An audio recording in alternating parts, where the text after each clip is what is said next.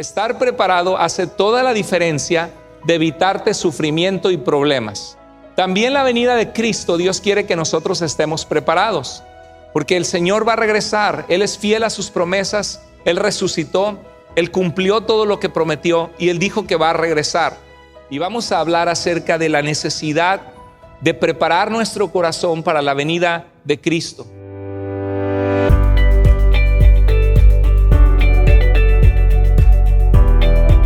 Espero que cada uno de ustedes esté bien en medio de las luchas de la vida. La vida es difícil, la vida tiene retos.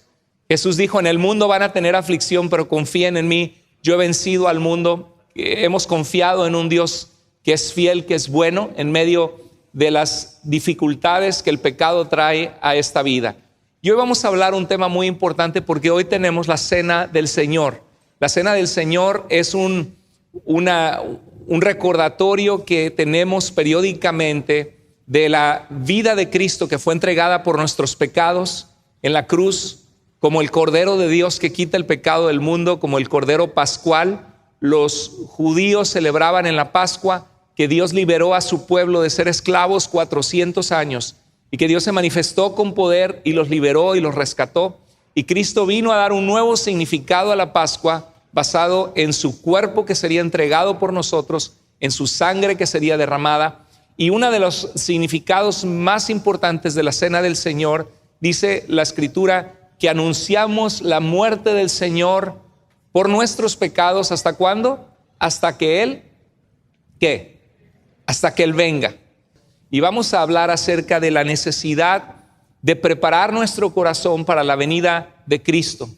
En Hechos capítulo 1, Jesús ascendió al cielo después de estar con sus discípulos, hizo lo que jamás nadie hizo, devolvió la vista a los ciegos, trajo libertad a gente cautiva por Satanás, trajo libertad espiritual, trajo paz a los corazones de los hombres, hizo milagros que nadie jamás ha hecho en esta vida. Inclusive el historiador Flavio Josefo, un historiador no cristiano, en el primer siglo escribe que Jesucristo era un hacedor de maravillas y que fue crucificado bajo Poncio Pilato y que aquellos que le amaban dijeron haberle visto vivo nuevamente. Y esto lo dice un historiador secular. Jesús fue un hacedor de milagros y de maravillas.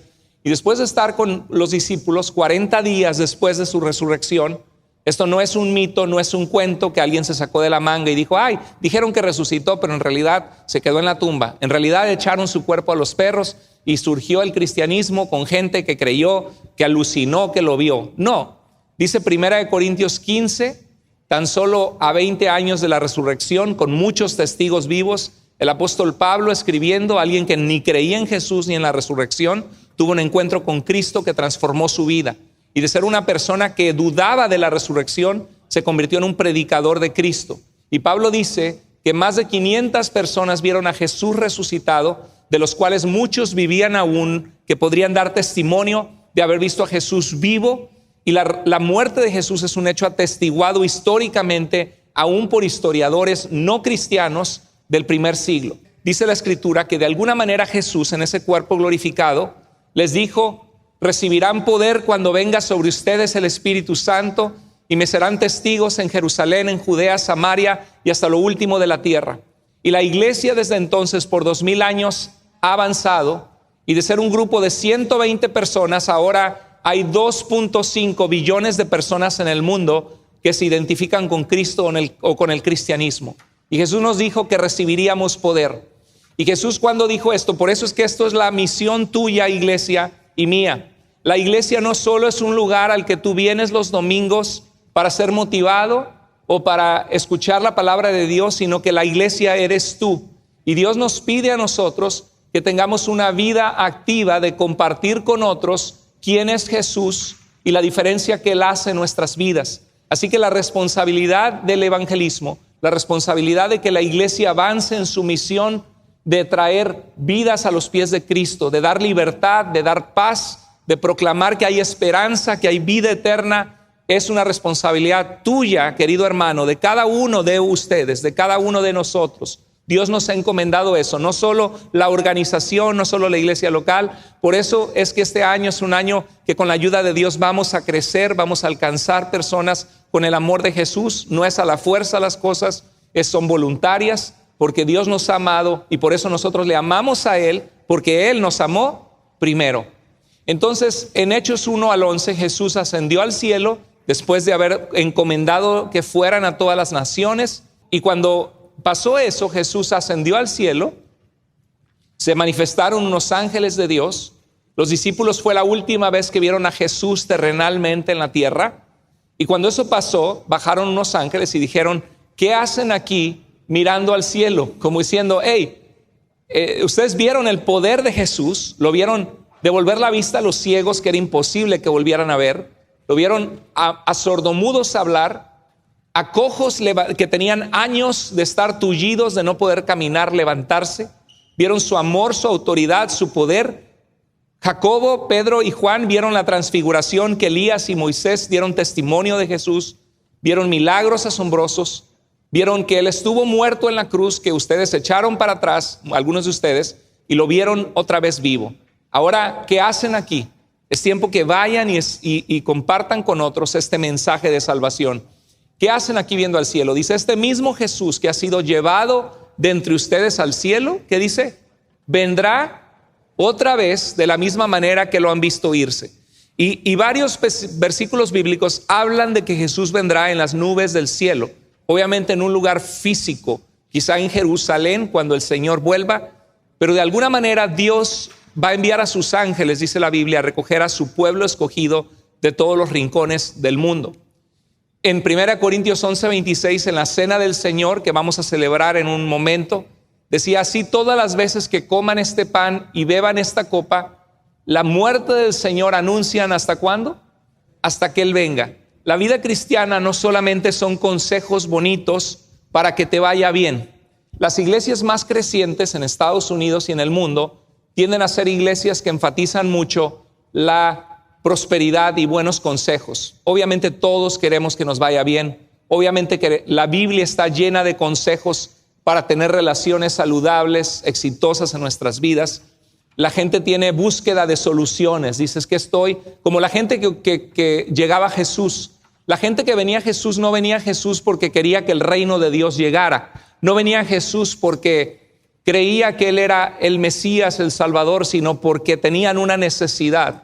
Y mucha gente viene a la iglesia, quizá tú también has venido con una necesidad en tu alma, y definitivamente Dios puede saciar tu necesidad, pero es importante que reflexionemos periódicamente y entendamos que todo se trata de Dios, que sin Él no estaríamos aquí, que no solamente lo buscamos para que Él nos saque del problema en el que ahora estamos o nos abra puertas y nos bendiga, sino que lo buscamos porque estamos agradecidos, sabiendo que sin Él ni siquiera existiríamos, ni siquiera respiraríamos, ni siquiera latería nuestro corazón.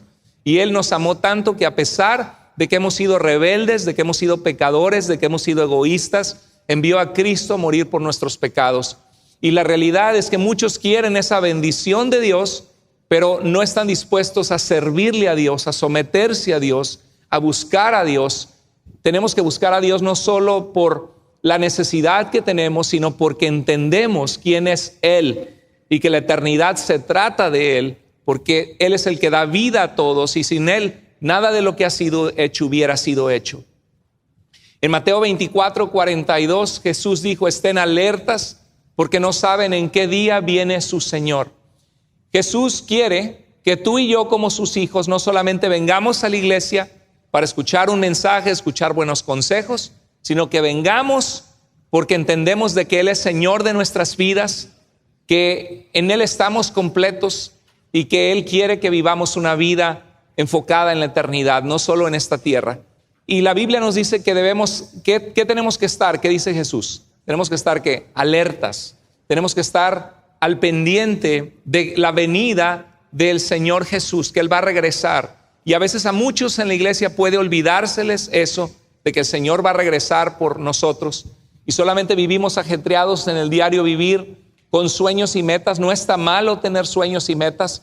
El cristiano está en esa tensión entre el ya, pero el todavía no. El reino de Dios ha llegado, pero todavía no en su plenitud. Pertenezco al cielo, los ojos puestos en Jesús, pero vivo en la tierra y tengo que pagar mi renta. Tengo el anhelo de tener una casa para que cuando esté viejito tenga un lugar que es mío y no un lugar que me echen a la calle.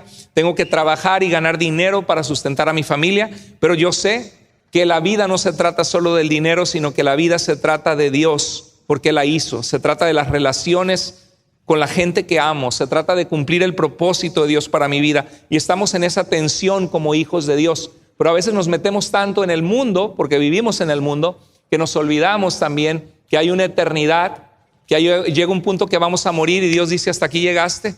Y hay alguien que se esfuerza por 20, 30 años en comprar su casa, al fin la tiene, y de repente viene un desastre terrible y pierden todo lo que se esforzaron toda su vida. Eso no significa que no te esfuerces, significa que al esforzarnos para proveer y ser personas responsables, no sea nuestro mundo esta tierra, sino que no perdamos de vista que pertenecemos a Dios y que este mundo estamos como peregrinos y extranjeros, que un día nos vamos y nada nos vamos a llevar más que lo que hayas hecho para Dios en la eternidad. Amén, iglesia. Solamente lo que hacemos para Dios es lo que va a permanecer. Debemos estar alertas. Y puedo pensar como un examen. ¿Qué diferencia hace estar preparado o no preparado para un examen? ¿Qué diferencia hace? ¿Recuerda la escuela? Tenía un hermano en Cristo que es líder de uno de nuestros grupos de vida, que está en Portland, Oregon. Él decía que estuvo en la cárcel, cayó en la cárcel, estuvo 5 años en la cárcel. El Señor tuvo misericordia de él, lo salvó, y ahora es una persona que lleva la esperanza de Cristo a las cárceles. Es parte de nuestra iglesia. Hermano Francisco, te mandamos un abrazo. Y el hermano me dice que cuando estaba tomando el seminario bíblico que estaba enseñando en Portland, me decía: ay, pastor, dice, qué difícil, yo no estoy acostumbrado a la escuela. Dice, fíjese que soñé, con decirle que una ocasión soñé en la cárcel, cuando estaba cumpliendo mi sentencia, soñé que iba a tener un examen y yo estaba aterrorizado, una pesadilla. No estoy preparado para el examen, no. Y de repente me desperté y me di cuenta que estaba en mi celda y dije: ay, gracias a Dios estoy en la cárcel. Pero hay gente que tiene mucho miedo a los exámenes. Y la verdad es de que, ¿alguna vez usted tuvo una pesadilla por un examen que sentía que llegaba y que no sabía nada o no? A mí me pasó una vez que soñé eso. ¿Sí? ¿También? Ok. Pero los exámenes, ¿qué diferencia hace? Que cuando estás preparado, puedes responderlo bien y pasar el examen. ¿O qué tal cuando se va la luz? Yo soy de una generación que no había celulares en mi época. De veras, pastor, van a decir los jóvenes, no había celulares. Hoy nada más prendes el foquito y ya tienes la luz, ¿no? Todo el mundo usa el celular. Sí, eso sí te queda batería, ¿no? Pero la realidad es de que antes no era así. Antes todos teníamos en nuestra caja un cajoncito que abrías cuando se iba la luz y estaban las velitas blancas, ¿verdad? Y agarrabas los cerillos y prendías la velita y la ponías en lugares y la velita así se veía todo raro, pero ahí estaban todos en la oscura. Y por fin la familia se juntaba porque no había televisión, ¿no? Y todos platicando. Bueno, ¿qué diferencia hacía cuando se iba la luz tener velas, ¿no? Y luego llegaba la luz, ¡ay, ya llegó la luz! No, y apagar la vela. Era tener velas listas. O por ejemplo, ¿alguna vez te has quedado que tu carro no prende y estás lejos de tu casa y dices: híjole, se me quedó mi carro a medio camino? ¿Y qué pasa? No tienes cables para pasar corriente. Y es dificilísimo porque, oiga, disculpa, do you have cables? ¿Tiene cables? Y buscar a ver quién te ayude. Me acuerdo que compré una maquinita una ocasión en Costco, que la cargas y solamente le pones y le aprietas el botón y ya prende el carro. Padrísimo. Si sabe a qué me refiero, una maquinita que no tienes que estar parando a una persona, molestando a alguien que te pase cables. Pero la verdad es que traerla en el carro, esa maquinita nos ayudó algunas veces y fue una bendición estar preparado. Pero cuando no te falla el carro dices: pues ¿para qué lo necesito? No pasa nada. Y ya que pasa dices: híjoles, ¿cómo no estoy preparado? ¿No? Estar preparado hace toda la diferencia de evitarte sufrimiento y problemas. ¿Estamos, iglesia? También la venida de Cristo, Dios quiere que nosotros estemos preparados. Y si no estamos preparados, va a ser terrible no estar preparados, porque el Señor va a regresar. Él es fiel a sus promesas, Él resucitó, Él cumplió todo lo que prometió y Él dijo que va a regresar. Puedo pensar también en un aparato, allá hay uno atrás, desfibrilador se llama en español, me parece. Defibrillator se llama en inglés, y es un aparato que gente que tiene una cardiac arrest, le llama, que se detiene su corazón, puede mandar, te dicen cómo usarlo y puede mandar un shock eléctrico, como dar resucitación a una persona, y puede hacer toda la diferencia entre la vida y la muerte. Creo que alrededor de 2,000 personas, solo en Estados Unidos, sus vidas son salvadas por un aparato de estos. Hay uno ahí atrás. Si hay una emergencia, ya saben que aquí hay en la iglesia uno. Entonces, este aparato puede salvar vidas. Ahora, eso es la diferencia de estar preparado y no estar preparado. Puede ser la diferencia entre la vida y la muerte. Y hoy quiero que veamos en 1 de Tesalonicenses 4, 13 al 18, qué sucederá cuando Cristo vuelva. En esta carta, Pablo 6 meses antes había llevado la palabra de Dios a esta iglesia que estaba compuesta. Llegó a la sinagoga y en la sinagoga algunos creyeron en Jesús, en los judíos. Vieron con las escrituras que Cristo era el Salvador prometido por las profecías de los profetas del Antiguo Testamento. Y algunos de ellos se pusieron muy duros en sus conflictos doctrinales. Yo lo he experimentado porque soy un pastor que Dios me ha puesto en el corazón el aclarar dudas que traen dolor a la gente, polémicas teológicas entre religiones, iglesias, y me he metido a agarrar las avispas, ¿no? Porque cuando agarras un panal de avispas te pican. Y obviamente no es mi intención ofender a nadie, siempre trato de ser lo más respetuoso posible cuando hago mis videos, pero lo hago no porque quiero andar envuelto en pleitos y en problemas, sino porque quiero clarificar a las personas para que no caigan en la mentira que lastima las vidas de la gente. Y muchas veces explico un versículo a la luz de su contexto, a la luz de el idioma original griego, a la luz de lo que la Biblia dice en todas sus partes. Pero es impresionante cómo la gente se cuelga algún versículo por allí que no explican en su contexto y siguen en su terquedad y en su terquedad. Y así le pasaba a Pablo, el apóstol Pablo, con los judíos incrédulos en Jesús. Armaron un escándalo a Pablo al grado que tuvo que huir de Tesalónica. Fue a través de mucho sufrimiento y Dios alcanzó la vida de algunos de esos judíos, pero también de griegos de esa época, personas no judías, que dice la Biblia que el Señor los rescató de los ídolos, de adorar a dioses del paganismo grecorromano, y se volvieron a Cristo para servir al único Dios verdadero. Y algunos de ellos todos fueron instruidos que Cristo va a regresar, pero de pronto algunos de ellos en la congregación creciente fallecieron de alguna enfermedad o ya estaban en cama a punto de morir y murieron. Entonces estaban preocupados porque decían, ¿qué pasó con la hermana Estefanía, con el hermano Apolos que ya falleció? Ya no se quedó para la venida de Cristo, se va a perder. ¿Qué va a pasar con él? Porque Cristo no ha llegado y ya murió. Y Pablo les escribe, dice, pero no queremos, hermanos, que ignoren. ¿Qué no quiere Dios que ignoremos sobre la vida después de la muerte y su venida? ¿Qué no quiere Dios? Que ignoremos sobre la venida de Cristo y sobre la muerte. No quiere Dios que ignores acerca de los que mueren, para que no se entristezcan como lo hacen los demás que no tienen esperanza.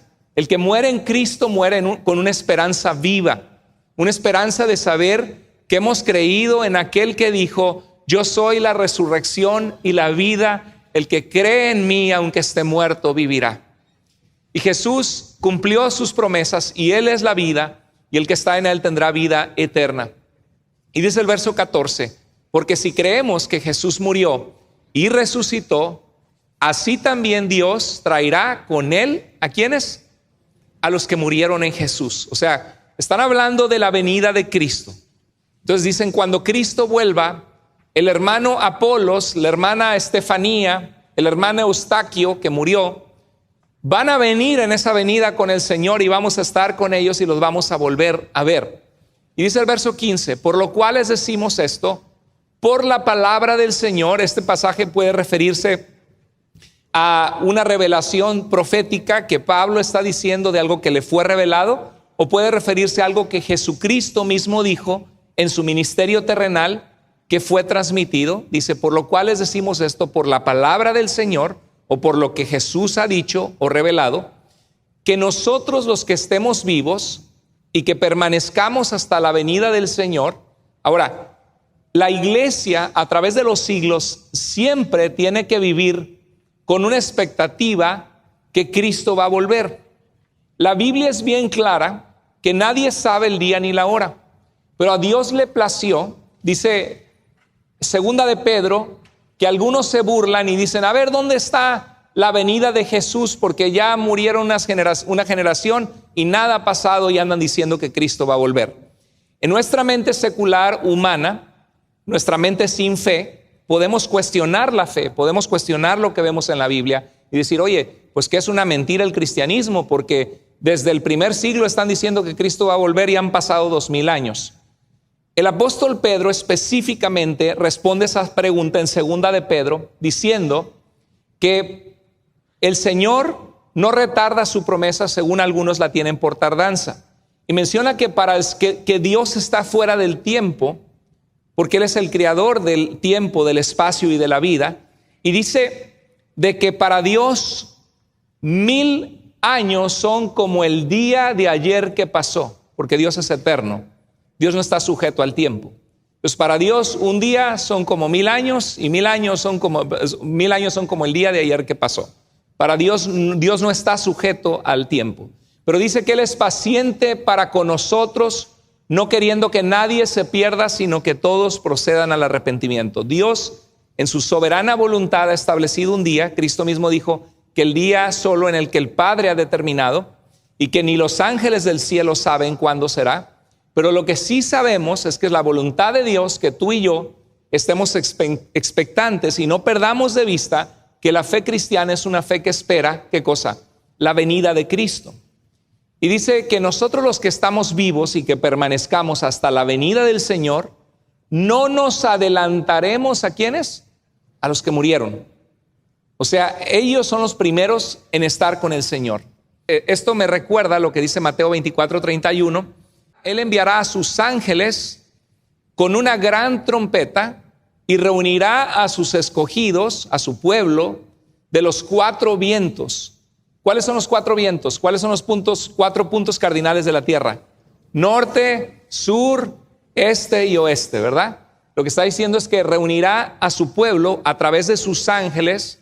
Cuando habla de una trompeta, en el tiempo en que Jesús dijo esto, cuando había un evento magnífico del Imperio Romano, por ejemplo, ascendía al trono un emperador, o que se iba a ir a la guerra, o que se iba a dar una noticia imperial muy importante, se tocaban las trompetas y resonaban a kilómetros de distancia, se escuchaban varias trompetas de este tremendo anuncio.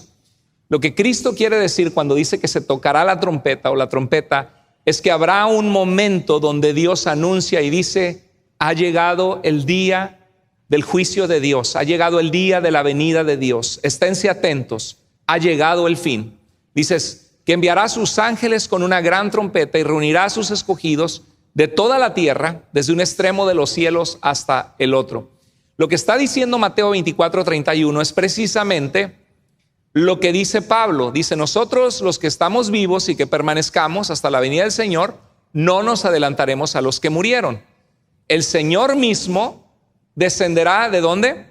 Del cielo. ¿Y qué decía Hechos capítulo 1? Varones, ¿por qué miran al cielo? Este mismo Jesús que ha subido también va a regresar. Dice, el Señor mismo descenderá del cielo, es la consistencia bíblica de qué sucederá en ese día.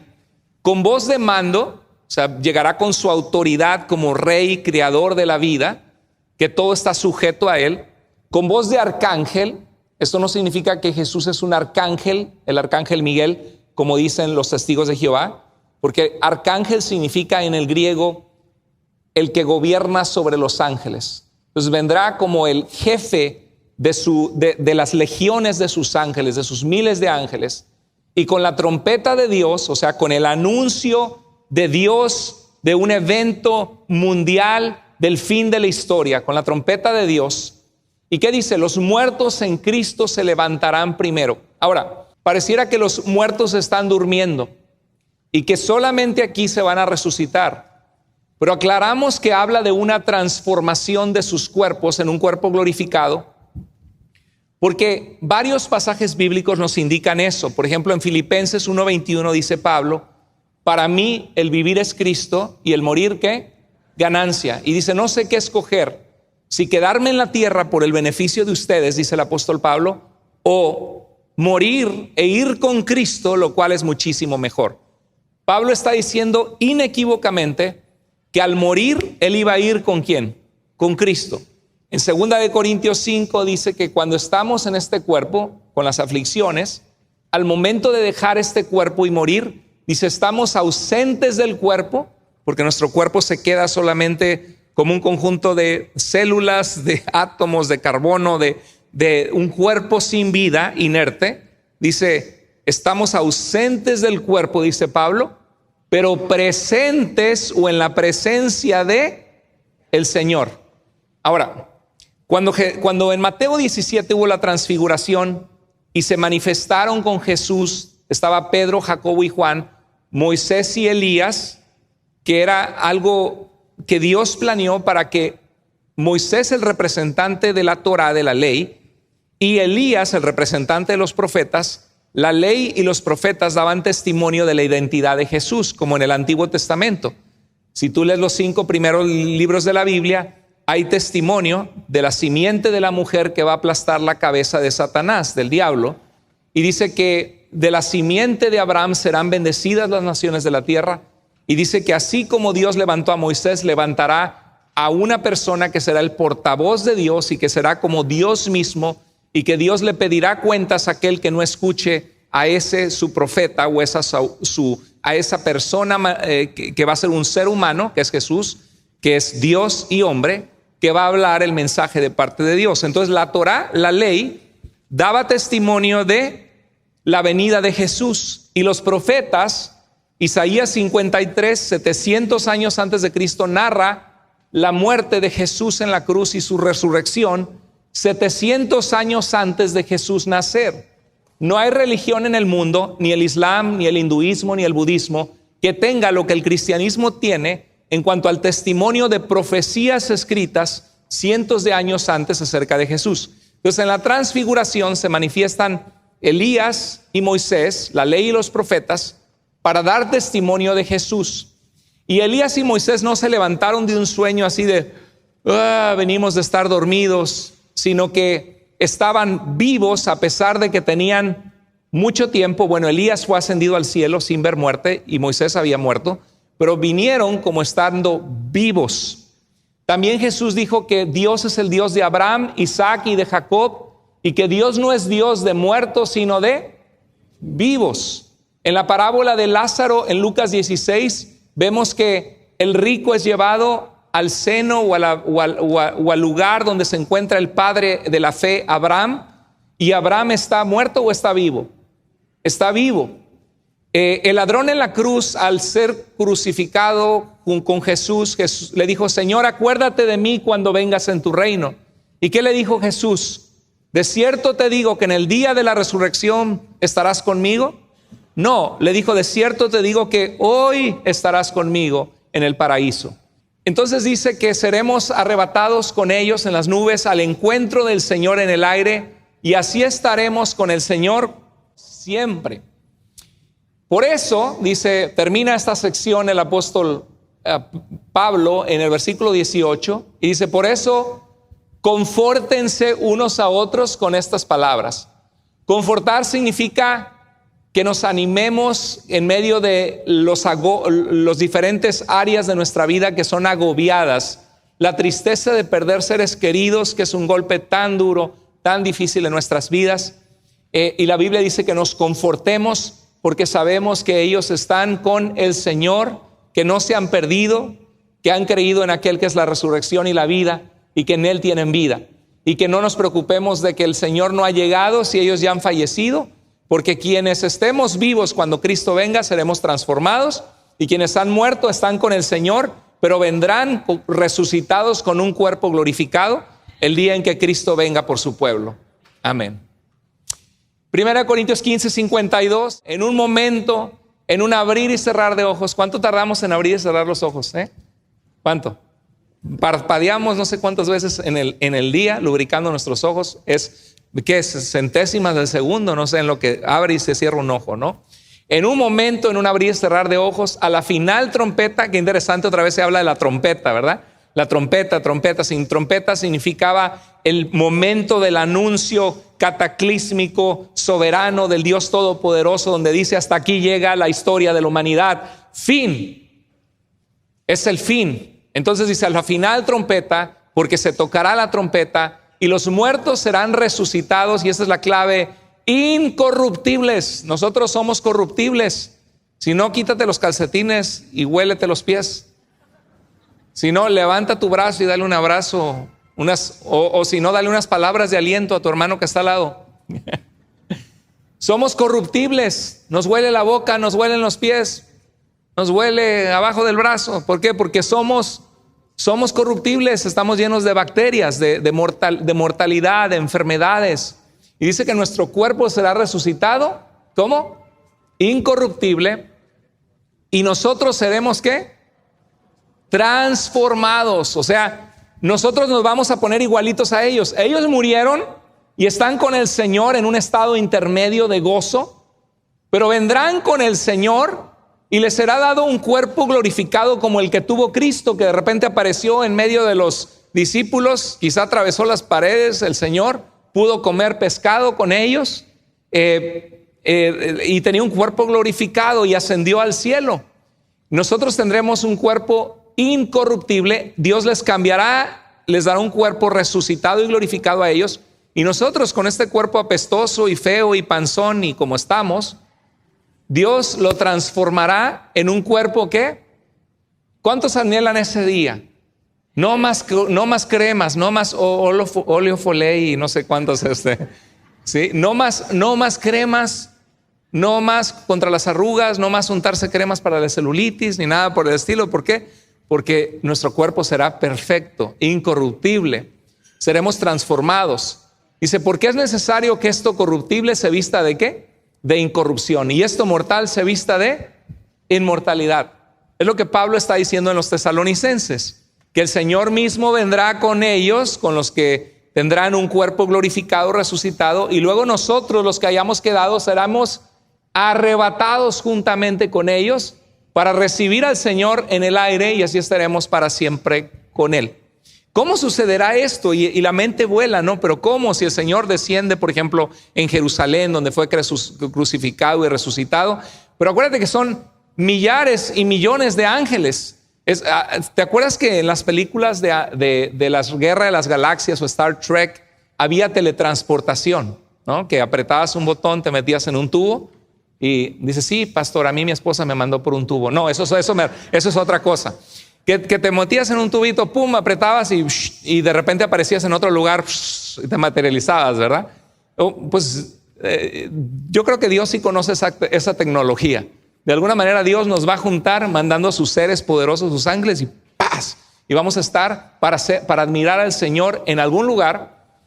En 2 de Tesalonicenses el apóstol Pablo continúa el tema, porque algunos habían dicho que Cristo ya había venido por una carta que enviaron a nombre de Pablo. Y Pablo les dice, Dios que es justo. ¿Qué significa que Dios es justo? Que Dios no va a tolerar la injusticia. ¿Cuántos de ustedes han sufrido injusticias? Levante la mano si han sufrido injusticias en esta vida. Todos, ¿verdad? ¿Cuántos de ustedes han cometido injusticias? No levante la mano.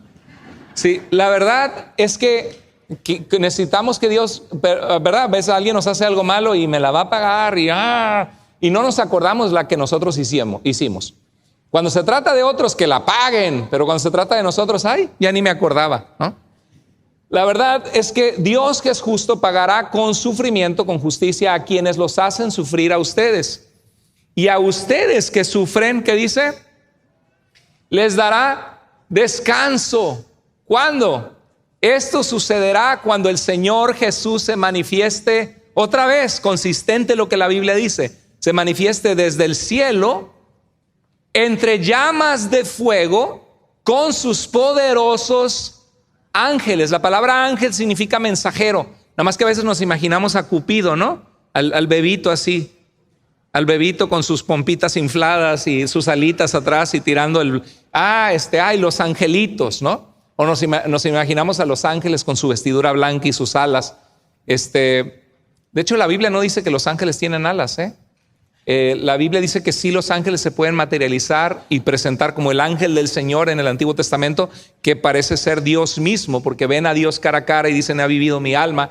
El ángel significa mensajero, alguien que Dios envía con un mensaje. Y dice, el ángel del Señor acampa alrededor de los que le temen, de los que lo aman y los defiende.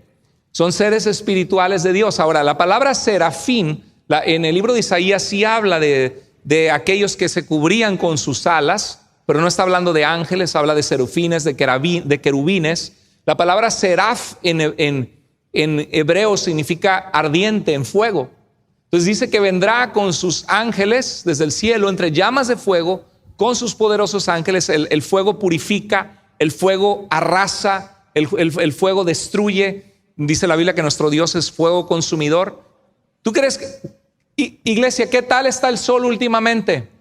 Aquellos que van a Phoenix, Arizona, a México, en algunos lugares, parece que te abrieron el horno de hornear el pan y te dicen, asómate a sacar el pan. Sales afuera de tu casa, ay Dios mío, cierras la puerta. Así está muchos lugares en el mundo con un calentamiento que solo va a ir peor y peor y peor. Hemos llegado a un punto de no retorno. El mundo está horrible en el calentamiento global. Creo que el océano estaba a 90 y tantos grados en Florida. Casi al rato va a estar hirviendo, haciéndose sopa. No, pues ya está el pescado listo, ¿no? ¿Quieres sopa de pescado? Vas hacia la playa. Pero la verdad que es terrible lo que está pasando. Y dice, el sol, ¿quién hizo el sol, hermanos? ¿Quién diseñó el universo y las galaxias? Dios. Imagínate la fuerza y el poder del sol. Y dice que Dios, Jesús regresará del cielo entre llamas de fuego con sus poderosos ángeles. Y aquí está la gente, ay Dios, pues tú crees en tu Dios y tu religión. Ay, vea que te saquen el dinero en la iglesia. Gente que piensa así, ¿no? Por falsas iglesias o por falsas. Ay, tú perdiendo el tiempo con tu religiosidad. Va a llegar el día en que todo ojo le verá, y dice la Biblia que toda lengua confesará y toda rodilla se doblará y confesará que Él es el Señor para gloria del Dios Padre. Así que o confiesas a Cristo, amén, dele un aplauso al Señor, sí.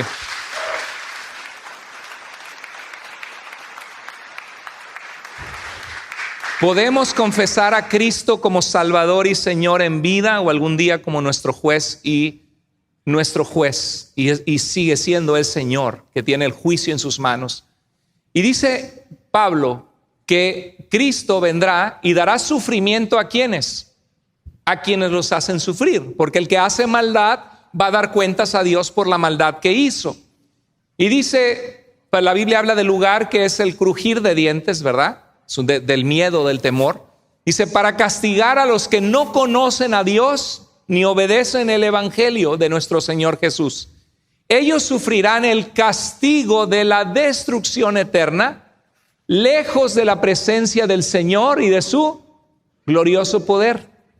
Esa es la venida del Señor es algo que debe ser esperado por los cristianos, que tenemos que prepararnos, estar alertas, pero para los que no conocen al Señor va a ser un día terrible. Y por eso, iglesia, les decimos que compartamos las buenas noticias de salvación con nuestra familia, nuestros amigos, compartamos de Jesús, porque esto está escrito en su palabra. No me lo estoy sacando de la manga, no estamos inventando, no estamos contando algo para darle miedo a la gente. La Biblia no se trata de dar miedo, se trata de un amor tan grande que Dios tuvo, que vino en Jesús para dar su vida en la cruz, porque tanto te ama Dios y porque tus pecados te separaron de Dios de tal manera, y que Él no quiere que nadie perezca, sino que todos procedan al arrepentimiento. La Biblia nos habla de esta realidad. La iglesia no solamente es 3 consejos para que te vaya bien, 4 acciones para sanar tu matrimonio. Está muy bien todo eso. Yo mismo he predicado mensajes así. La Biblia no solamente es cómo tener confianza y no tener una baja autoestima. No, la Biblia nos habla de un Dios vivo y verdadero, que es Rey de la vida, Rey de reyes, Señor de señores, que viene a amar a su pueblo, a buscar un pueblo santo y que quiere transformar nuestras vidas para que experimentemos su propósito y su voluntad. Por eso es importante congregarnos, no dejar de congregarnos, ser fieles a Dios, porque la vida se trata de Él y hay una eternidad. Y dice que esto sucederá, ¿cuándo? Dice el versículo 10, el día en que venga. ¿Para qué viene el Señor? Para ser glorificado por su pueblo santo y admirado por todos los que hayan creído, entre los cuales están ustedes, porque creyeron el testimonio que dimos. ¿A qué viene el Señor? A ser glorificado por su pueblo. Por eso en la alabanza cántale al Señor con todo tu corazón, alábale, porque ¿cómo quieres alabarle en la eternidad si aquí en la tierra no le alabas? Alábale al Señor. Y en 2 de Pedro 3:10 dice, pero el día del Señor vendrá como un ladrón. El ladrón, ¿a algunos le han robado? ¿Se han metido a su casa? Levante la mano. A mí también. Y ya los puse con coraje a todos, porque a todos nos enoja que nos pase algo así injusto, que alguien tome algo que no es de ellos y que es horrible. Pero dice, el ladrón no te dice, oye, el jueves a las 3 de la mañana y te caigo. No, el ladrón no te avisa. El día del Señor vendrá sin aviso. En aquel día los cielos desaparecerán con un estruendo espantoso. ¿Alguna vez ha tronado en la noche? ¿Alguna vez has estado en una tormenta donde se oyen los truenos, boom, boom, pero que hasta retumba y dices, wow, es el fin, ¿no? Me acuerdo que ha sucedido así que dices, pero qué bárbaro, hasta te sobresalta el corazón y sientes tu pequeñez en medio de los relámpagos y los truenos en el cielo. Dice, con un estruendo espantoso, los elementos serán destruidos por el fuego y la tierra con todo lo que hay en ella será quemada.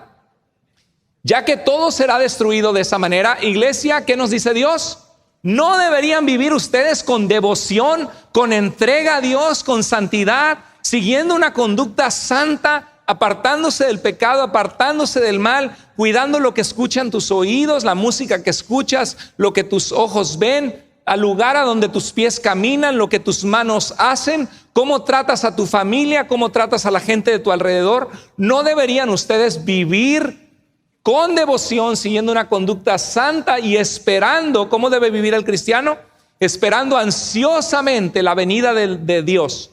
Ese día los cielos serán destruidos por el fuego y los elementos se derretirán con el calor de las llamas. ¿Alguno de ustedes no había escuchado este versículo bíblico? Tremendo, ¿verdad?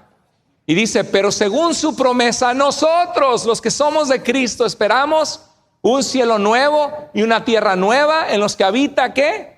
La justicia. Por eso estamos aquí esperando. Hermano, esta es la mentalidad. No solo voy a la iglesia porque me trae mi papá, voy a la iglesia porque me trae mi mamá, voy a la iglesia porque me trae mi vieja, voy a la iglesia porque si no se me arma el pleito en la casa. No, vivir para Dios, porque vivimos sabiendo que hay un fin del mundo. ¿Y sabes qué? A lo mejor te atropellan esta semana. Espero en Dios que nunca te pase eso. Y se acabó, ¿no? Se acabó, ahí se te acabó la vida. No, pues Cristo todavía no vino, no, pero tu vida ya se acabó. ¿Y cómo estás con Dios? ¿Qué sucederá cuando Cristo vuelva? Vamos a resumir lo que hemos visto. Número 1, ¿qué vimos en estos versículos? El Señor Jesús se manifestará desde el cielo entre llamas de fuego con sus poderosos ángeles. ¿Estamos, iglesia? ¿Leímos en su palabra que sucederá eso, sí o no? Sí. Segundo lugar, los muertos en Cristo serán resucitados, incorruptibles, con un cuerpo glorificado. Y los que estemos vivos seremos arrebatados para estar con ellos y con Cristo, y nuestro cuerpo será revestido de inmortalidad y de incorrupción. ¿Ok? La venida de Cristo. Imagínate que Cristo venga esta noche y que experimentemos eso. Que Cristo venga esta semana. ¿Y cómo te encontró Cristo? No, pues estaba escuchando Luis Miguel, la Incondicional. Que no digo que sea pecado, ¿no? Pero ¿qué estabas haciendo? No, pues estaba ahí dándole al pasito duranguense en la fiesta. ¿Qué estaba haciendo? Que estaba viendo la serie de Netflix, ¿no? No se trata tampoco que uno esté sin hacer nada, sino que tomemos decisiones sabias en nuestra forma de vivir. Dice que seremos transformados. Número 4, Dios hará justicia y traerá juicio sobre la humanidad y la maldad. Vimos eso, ¿verdad? Dará descanso a su pueblo y será admirado y glorificado por ellos, y la tierra será destruida con fuego. Y número 5, los que estamos en Cristo estaremos para siempre con el Señor. Y dice la Biblia que hay un cielo nuevo y una tierra nueva. Se menciona en este pasaje. Puede ser una alusión a la presencia de Dios. Se habla en el libro de Apocalipsis que bajará la nueva Jerusalén, donde estaba el templo donde Dios moraba. Y esto en Isaías 65, 17 y 66, 22 se habla de un cielo nuevo y tierra nueva, que es lo que el apóstol Pedro comenta en 2 de Pedro capítulo 3. Y dice en Apocalipsis 21, 5, yo hago nuevas, ¿qué cosa? Todas las cosas. Estas palabras son verdaderas y dignas de confianza. Ahora, 7 cosas que no habrá más, de acuerdo a la Biblia, en el cielo nuevo y tierra nueva, en la presencia de Dios, de acuerdo a Apocalipsis 21. Dice que no habrá mar. Ay, tan bonito, en el mar la vida es más sabrosa, hermano. No, en el sentido que el mar es bravo y es peligroso. ¿Alguno de ustedes ha estado en una tormenta en el mar? Levante la mano si ha estado en una tormenta. ¿sí? ¿Y qué tal? ¿Cómo? Dice, nos da miedo, ¿verdad? Estar en medio del mar embravecido. ¿Cuánta gente ha perdido la vida en el mar? Muchísimos. Por eso dice en Apocalipsis que el mar entregó a sus muertos. Entonces dice, lo que está diciendo es que no habrá peligro. Ay, me voy a ahogar. Ay, esto es peligroso. No habrá mar, no habrá muerte, no habrá llanto, no habrá clamor, no habrá dolor, no habrá maldición, no habrá noche, las cosas malas que pasan en la noche. Es muy bueno para salir a correr y hacer ejercicio, que te tiren en una colonia peligrosa a las 2 de la mañana y vas a ver cómo corres. La condición física que no tenías, la sacas. ¿Sí? No habrá mar, no habrá muerte, no habrá llanto, no habrá clamor, no habrá dolor, no habrá maldición, no habrá noche. Gloria a Dios. Entonces, en resumen, el mensaje que vimos en 1 Tesalonicenses 4, 13 al 17 es que vive tu fe. Número 1, con la firme expectativa que Cristo volverá.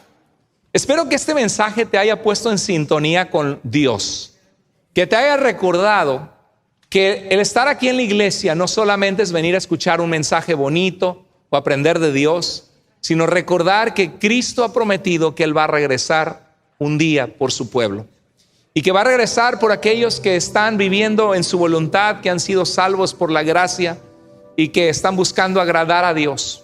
Vive con la firme expectativa que Cristo volverá y con la confianza de la vida eterna que Dios promete. Si has entregado tu vida a Cristo. Si no has entregado tu vida a Cristo, entrégale tu vida a Cristo. ¿Qué esperas? Yo quiero que oremos a Dios y que medites qué habló Dios a tu vida hoy. ¿Cómo está tu corazón? Si tú murieras hoy, ¿sabes a dónde iría tu alma? Y si tú no has entregado tu vida a Cristo nunca, hoy puede ser el día de salvación que le dices, Señor, sálvame, perdóname. No se trata de religión, de una iglesia, de una institución, sino de que te arrepientas de tus pecados y creas que Jesús dio su sangre para salvarte y que Él te ama y que puede rescatarte. Y si tú eres un hijo de Dios, una hija de Dios y estás viviendo tu vida en la carne, en pecado, en el mundo, y Dios te habló hoy que te pongas a cuentas con Él, que vivas para Él, creo que es tiempo que le digamos, Señor, perdóname por perder el tiempo en cosas que quizás son importantes, pero no son lo más importante, que eres tú, Señor. O perdóname por poner mis ojos en lo que no da vida, porque solamente tú das vida, Señor. Vamos a inclinar nuestro rostro y vamos a orar. Así como estamos, ora en tu lugar a Dios, dile, exprésate en tu corazón, dale las gracias, pídele perdón.